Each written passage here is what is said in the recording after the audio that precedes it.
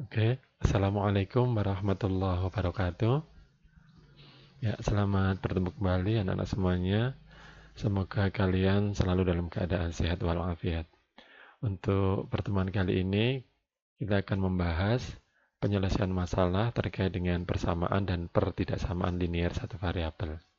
Karena kemarin ada beberapa teman kalian yang menanyakan cara menyelesaikan beberapa persoalan terkait dengan persamaan dan pertidaksamaan linear satu variabel. Yang pertama bisa kalian lihat di sini sebuah persegi panjang mempunyai lebarnya diketahui 3 cm lebih pendek daripada panjangnya. Berarti bisa kita tuliskan lebar itu sama dengan panjang dikurangi 3 karena lebarnya 3 cm lebih pendek daripada panjangnya. Jadi panjangnya ya tetap P itu ya. Terus kelilingnya diketahui keliling persegi panjang itu adalah 58. Sedangkan kalian tahu bahwa keliling persegi panjang itu adalah 2 kali panjang ditambah lebar, gitu ya. Jadi 2 kali panjang ditambah lebar. Lebar ini saya gantikan nilainya dengan ini. Ini lebarnya saya ganti dengan P min 3. Ya, sama dengan kelilingnya. Keliling tadi adalah 58, ya. Jadi 2 kali yang bisa dioperasikan adalah yang sejenis. Ini kan sudah sejenis P ditambah P. Berarti 2P min 3 sama dengan 58. Nah, bisa kalian gunakan sifat distributif 2 kali 2P, 2 kali negatif 3, atau langsung masing-masing ruas dibagi 2. Atau menggunakan sifat distributif saja lah. Nah, ini. 2 dikali 2P berarti 4P. 2 dikali negatif 3 adalah negatif 6 sama dengan 58. Karena ini tidak sejenis, maka kita gabungkan dengan yang sejenis. Berarti ini kita nolkan. Kalau di sini dan nolkan berarti ditambah 6, maka yang sebelah kanan pun juga ditambah dengan 6. Begitu ya. Karena tempatnya nggak cukup, saya geser ke sini. Jadi 4P sama dengan 58 ditambah 6. Itu berarti 64. Maka P-nya berapa? 64 dibagi 4. Ya, betul. 16. Pertanyaannya tadi adalah panjangnya berapa ini? Nah, nanti ketemu ya. Jawabannya 16 cm. Nanti kalau ditanyakan berapa kali lebarnya, ya tinggal dikurangi 3. Gitu ya. Berapa kali luasnya? Ya tinggal 16 dikali 13 gitu ya. Terus yang nomor 2. Diketahui harga sebuah buku, harga ini kita misalkan ya. Harga satu buku itu dengan B misalnya. Terus harga satu pensil dengan P. Di dalam soal diketahui bahwa harga sebuah buku sama dengan harga 3 kali harga pensil. 3 kali harga pensil. Akasa membeli 4 pensil.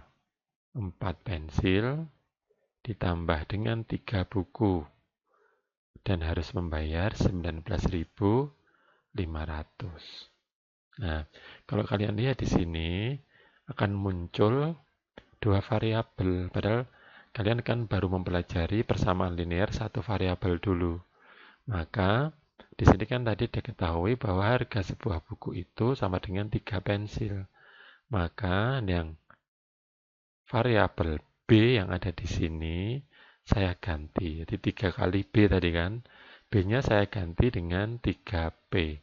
Maka akan menjadi 3 kali 3P. Saya ulang lagi. Di situ tertulis bahwa Akasa membeli 4 pensil, jadi 4P ditambah dengan 3B sama dengan 19.500. Tetapi karena di sini muncul 2 variabel, maka variabel yang B di sini tadi sudah diketahui. B itu sama dengan 3P, maka B yang ada di sini saya gantikan dengan 3P ini. Jadi tadi kan 3B, berarti 3B ini B-nya saya ganti dengan 3B. Sama dengan 19.500. Saya akan menjadi 4P ditambah 3 kali 3 berarti 9P sama dengan 19.500. Hasilnya berapa? 4P ditambah dengan 9P itu berarti 13P sama dengan 19.500. Maka P-nya berapa? Ya 19.500 dibagi 13. Ya sekarang dihitung hasilnya berapa? Berapa hasilnya? 1.500 ya. Ya, satu pensil harganya 1.500. Yang ditanyakan harga 2 buku, berarti bagaimana? Ya kita kembalikan ke sini lagi. Tadi kan B itu sama dengan 3P. Berarti kalau P-nya itu sudah diketahui 1.500, dihitung sama tadi 1.500, maka satu bukunya ya 3 kali 1.500, 4.500. Yang ditanyakan 2 buku, berarti 2 kali dari ini. Itu ya nanti hasilnya berapa? Nah, di situ ada jawabannya apa tidak.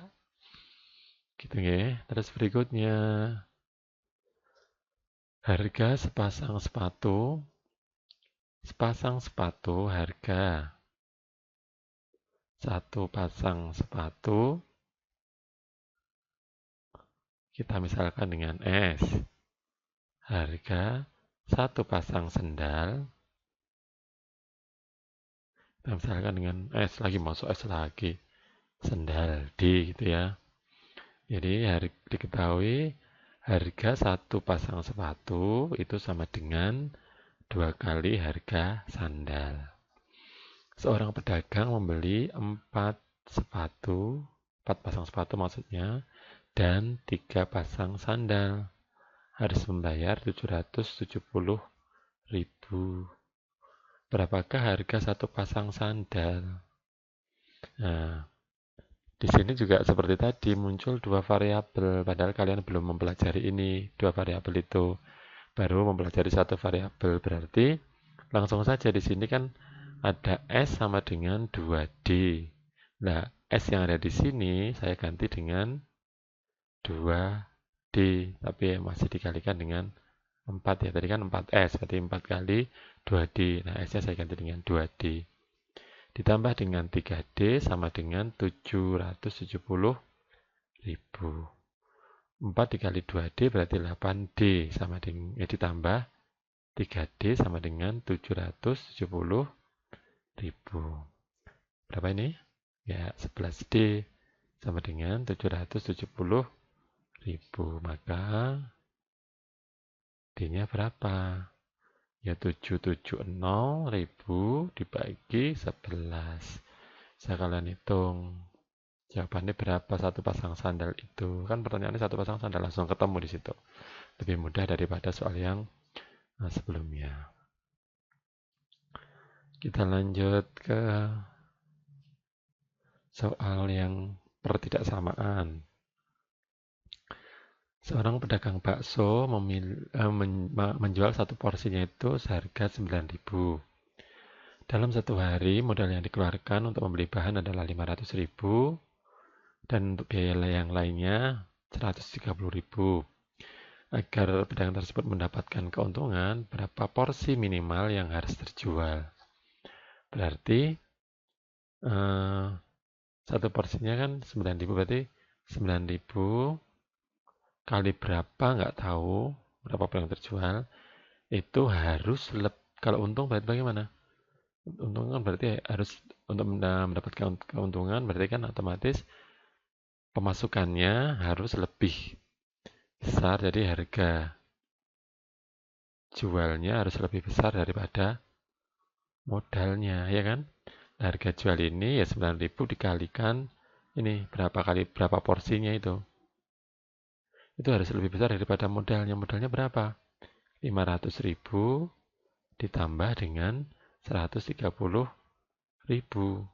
berarti 9.000 X. Kita misalkan X porsi gitu ya, harus lebih besar daripada 630.000. Berarti kalau kita sederhanakan di situ, masing-masing dibagi 1000, maka 9X itu harus lebih besar daripada 630. Maka X-nya harus lebih besar daripada 630 dibagi 9. X-nya lebih besar daripada 70. Gitu kan?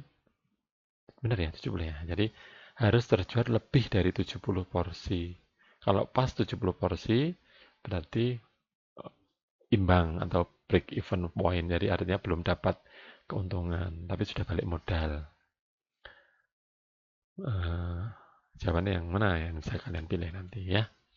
Oke, nomor berikutnya. Ini soal populer, ini sering muncul nih. Sebuah mobil mengangkut barang dapat memuat tidak lebih dari 2 ton. Nah, ada sopir dan kernet yang beratnya hanya sekian. Nanti ini agak kurus ini.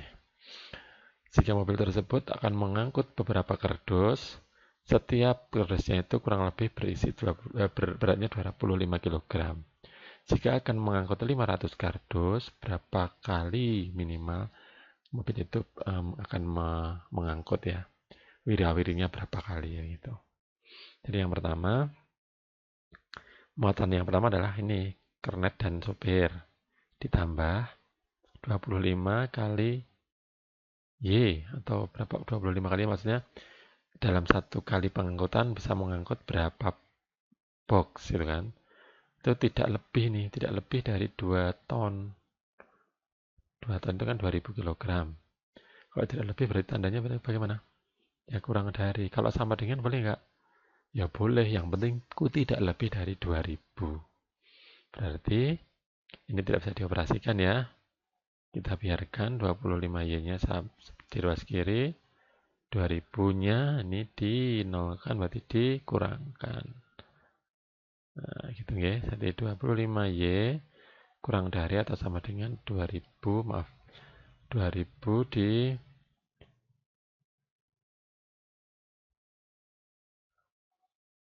ya mohon maaf kembali.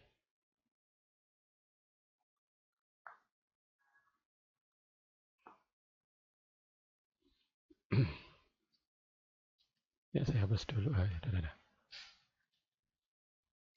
2000 dikurangi 125 berarti 1875 gitu ya. Berarti Y-nya berapa? 1875.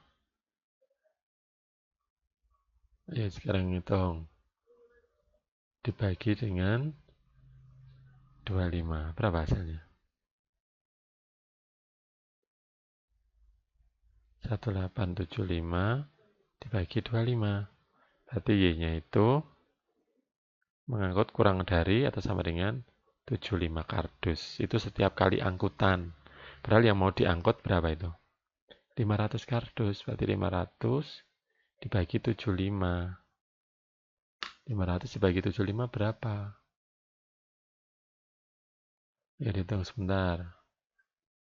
Ya, 6,666 dan seterusnya gitu ya. Jadi kalau kita bulatkan, pembulatannya ke atas 7 kali angkutan paling tidak. Mengapa 7 kali angkutan? Karena kalau 6 kali angkutan, 6 dikali 75 itu hasilnya berapa? Kalau baru kali 6 kali pengangkutan, 1 kali angkutan itu maksimal hanya 75 kardus, kan baru 450 kardus. Masih ada kurang, masih udah kurang 50 kardus lagi. Berarti kan nanti angkutan yang ketujuh itu hanya mengangkut 50 kardus saja, gitu ya. Nah, itu pertidaksamaannya. Terus kemudian yang keenam, masih ingat ya cara menentukan rata-rata. Jadi rata-rata itu jumlah dari semua nilai dibagi berapa kali ulangan sama dengan rata-ratanya. Jadi di situ 76. Jadi nilai ulangan rata-rata nilai ulangan Marisa itu kan ini. Untuk mendapatkan predikat baik, rata-ratanya harus lebih dari 82. Berapa nilai minimal yang diperoleh Marisa? Maksudnya pada ulangan berikutnya gitu ya. Dari ulangan berikutnya karena mendapatkan predikat baik. Jadi 76 ditambah 80, ditambah 84, ditambah 85, ditambah X, dibagi 5, kan 5 kali ulangan ya. Jadi 4 kali udah terlaksana, ulangan berikutnya itu X, itu lebih dari 82. Kalau pas 82 boleh nggak? Pas, ya nggak boleh, karena di sini harus lebih dari. Ya, berarti kalian jumlahkan 76 ditambah 80 tambah 84 tambah 85. Itu berapa? Ini dulu dan ini ya. 325 tambah X lebih besar dari 82 dikali 5. 325 tambah X lebih besar dari ini berapa kalau dikalikan? 420.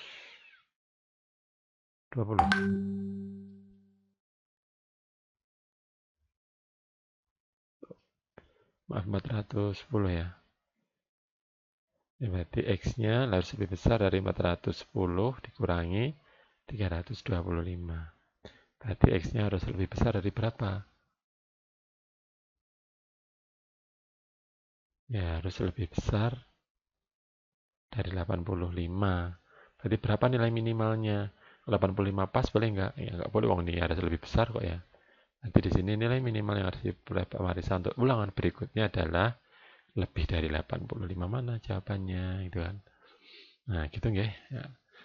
Mungkin sementara itu yang bisa kita bahas. Terima kasih atas perhatiannya. Semoga pembahasan ini bermanfaat dalam rangka kalian menghadapi penilaian akhir semester Gasal pada tahun ini ya.